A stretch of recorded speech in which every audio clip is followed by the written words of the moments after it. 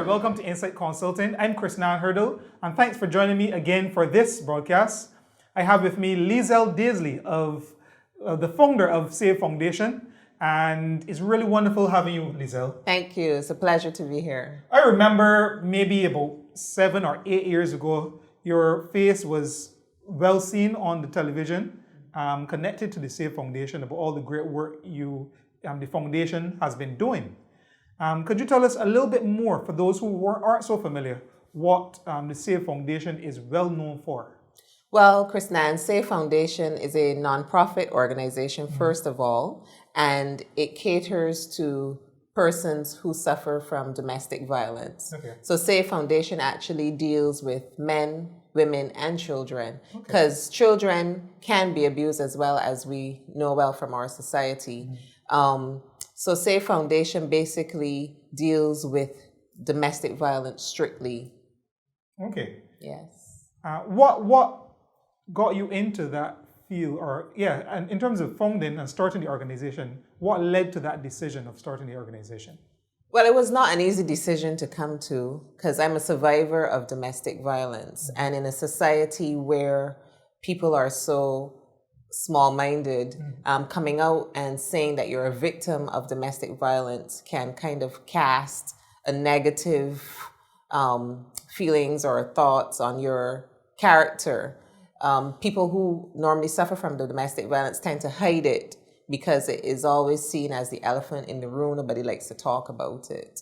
So it was not an easy decision to come to, but I really wanted to help persons who were going through domestic violence. So I basically just had to bite the bullet and come out there and, say I was a victim and that I was willing to help, and I started the organization. Okay. Of course, you're no longer the chairperson as you were before. Yes. But do you have any idea of the kinds of numbers, maybe per year or per month, of how many people call to the Save Foundation or get help from the Save Foundation? I don't have the current numbers, but what I can tell you about domestic violence on a whole in Barbados, approximately 3 women in every 5 will be abused at some point in their lifetime. Okay. And that is any form of abuse. And as we know, domestic violence or abuse takes several different forms. It's not only physical violence. So at some point in time, 3 in every 5 women would be abused. Those are the statistics. Okay. And you mentioned also that you cater not only to women, but also to men and children. Yes. What I mentioned previously in another interview with Jeremy Stephen, that I have had males coming forward and receiving my services, but it has been in a minority compared to the females. Yes. What kinds of numbers, so to speak, what kinds of numbers or responses you had from males reaching out to the organization when you were fully involved? Yeah, the numbers for males reaching out for help are very, very small compared to women. Maybe 5%, could be less. Okay. Men feel less inclined to come forward and say they've been abused. Right. I mean, we live in a macho society, so therefore it would be a bit embarrassing for a man to go to the police, for example, to say that he's being abused by his spouse or whomever. Of course. And equally, it would be embarrassing for him to come forward to an organization for help as well. But there have been a few that were brave enough to come out and say, yes, I've been abused. And we were very willing to help them. All right. And so the work we do here at Insight Consulting involves, to some extent, working with persons, actually to a great extent, working with persons who have been through traumatic experiences. Okay. I've worked with persons from different backgrounds, different walks of society, from persons who've been through physical, sexual abuse, who have witnessed or experienced criminal activity, victims of crime. And so I've worked with a number of persons who've been involved in or witnessed traumatic experiences. How do you see the work of organizations like Insight Consulting, making a difference in terms of helping persons to recover from from experiences that they may go through. Yeah, it's very important, and I'm speaking from personal experience, to get some form of counseling or some form of help when you've gone through some form of trauma, because you think that you're strong enough to deal with it on your own. And generally speaking, people don't like to get help. People don't like to go to strangers and divulge their personal business. Right. But it is a necessary evil, if you will, because if you're to overcome it, Yes. and to become stronger and to live a fruitful, productive life without that, darkness hanging over your head daily, it is important to get help and to seek counseling so you can overcome it. Okay. But I'm curious to know, how long have you been doing this business of consulting and counseling? Right. So we're approaching 3 years. Okay. We have worked with dozens of clients. I've had referrals from almost 24 doctors, and I've also worked with a couple doctors as clients. Okay. It ranges from issues like stress management, but then there are the areas related to traumatic experiences, like panic. So a person goes through a traumatic experience and they develop panic attacks, they develop fears, they develop phobias, and they develop other issues like sleeping. So over the 3 years I've been working, I've seen a number of persons from across section of Barbados. Okay. And it's been good. We have clients say, I'm sleeping good again. I'm no longer getting the flashbacks I was getting. And doctors are seeing improvements even in their statistics, in terms of the vital statistics. Okay. Because when people are better able to manage or cope or even resolve some of the emotional trauma they've been through, then their levels, their vital statistics improve. Yeah, it's very important to learn coping mechanisms when you are going through traumatic experiences and abuse in particular. How can Insight help victims though? Right. Yes. So I do offer services I'm a clinical hypnotherapist. Okay. I also do mental conditioning.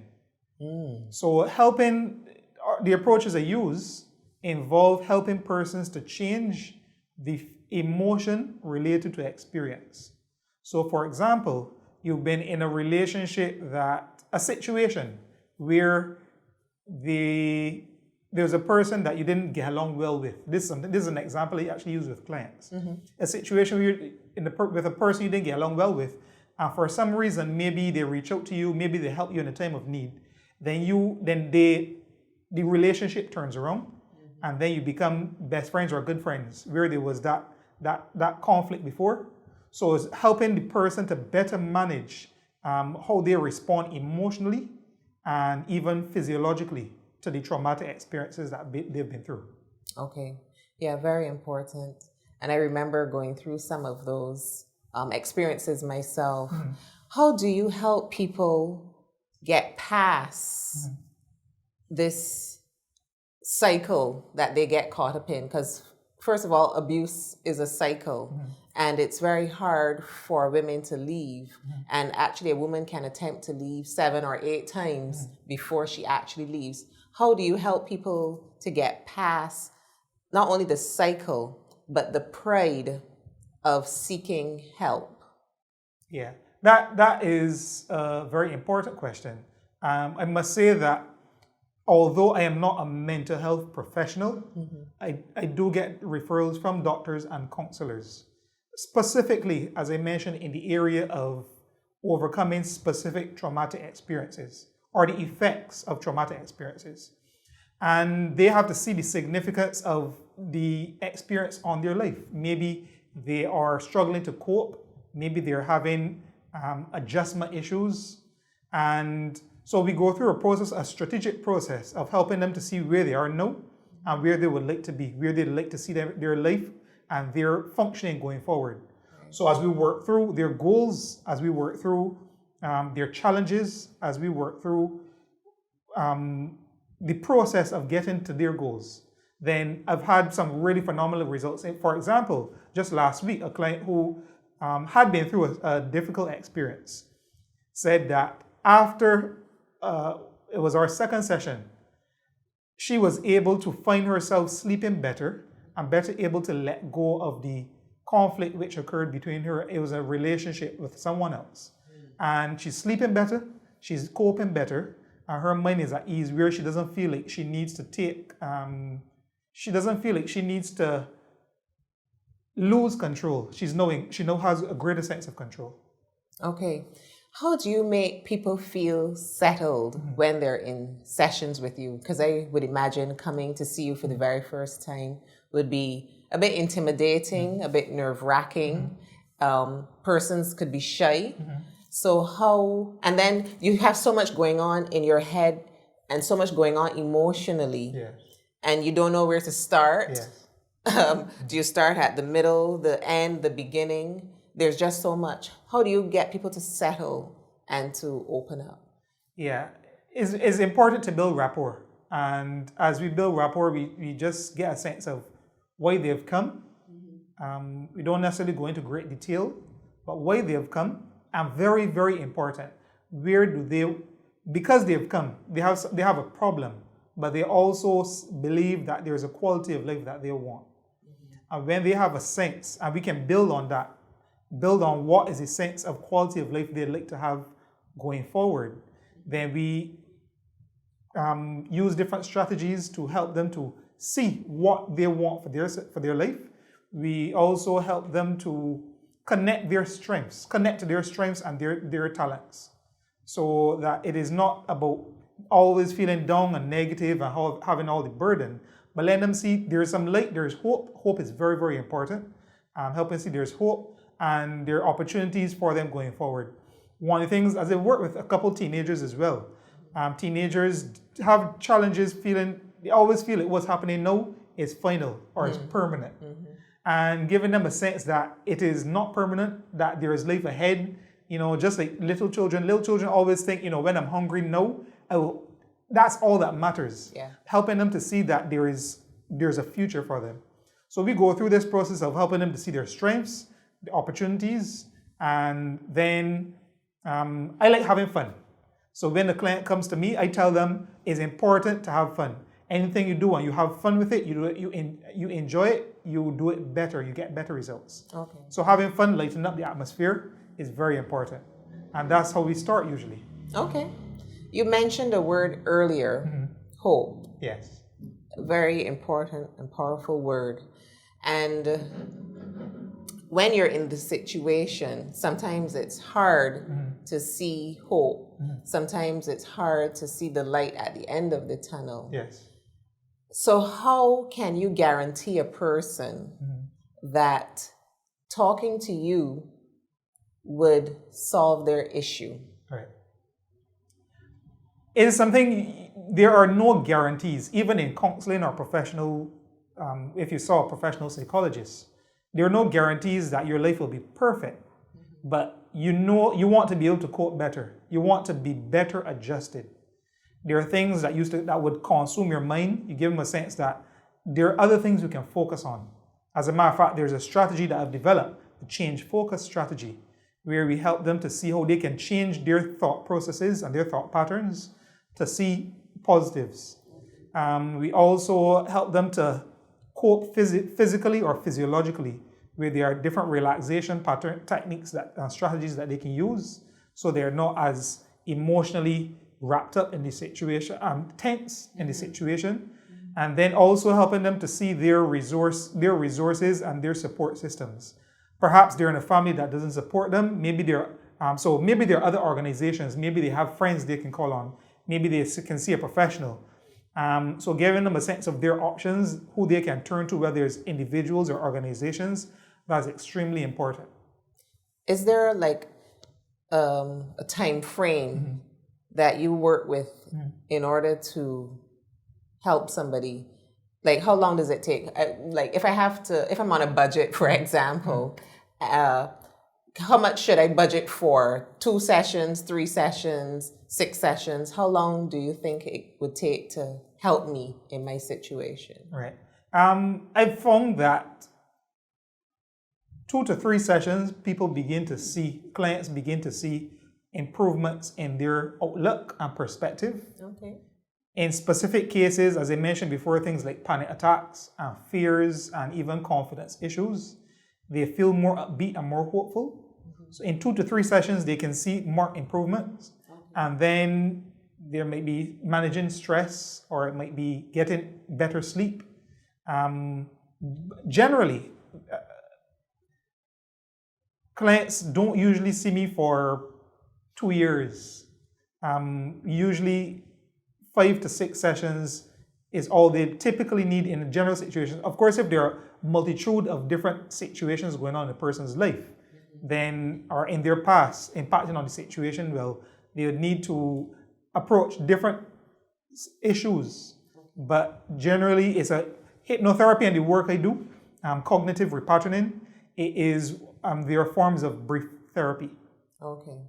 So you mentioned different types of therapy that you do, but what other types of trauma do you help people with? Okay, so I mentioned if they've been through witness or experience, say, a vehicular accident, and they're traumatized by that. They were through abuse, domestic abuse or whatever. Rape. I've actually seen a few clients for rape. If a person has been a victim of a criminal activity. And then many of these traumatic experiences then lead to specific anxiety-related reactions or problems. Claustrophobia, panic attacks, fear of speaking, shyness, confidence issues.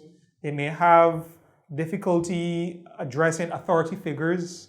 Right. And so, and then general self-esteem. Right. So they do see an improvement in these areas. And in addition to that, coping better emotionally, whether it's anger or in some cases feeling low and feeling depressed. Persons can learn to cope, develop strategies for coping better, more effectively. Well, in these few moments that I have been talking to you, I must say that I'm very impressed with the work that you're doing and the work that you've done so far. And I want to congratulate you on what you're doing. It's remarkable. And I do think that people should give you a call because based on what we have discussed, they could live their best life now if they're willing to acknowledge that they need help and just get out and get the help that they need. Absolutely. Yes, it's been a pleasure talking to you today. And thank you very much for coming. Thank you for sharing. And I really look forward to working with you in the future as if you've been victims of traumatic experiences. I'm also available for organizations like Save Foundation and others who offer support for persons who have been through traumatic experiences, managing stress, emotional issues. Do reach out to us, Insight Consulting. You can call us at 247-6899 or email insightconsultingbb@gmail.com. Have a wonderful day and see you next time.